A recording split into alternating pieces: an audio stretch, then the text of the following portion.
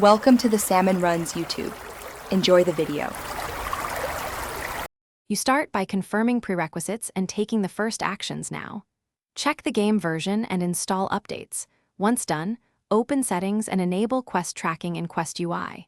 Make sure Cloud Save is synced to avoid profile mismatch, then restart the client to apply changes. If you use mods, temporarily disable them before continuing.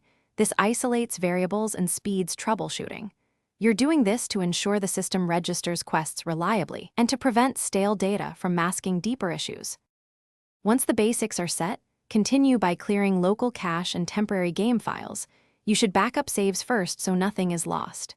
Next, use the debug or console tools to inspect quest flags, reset any that are stuck, but do so selectively to avoid collateral resets.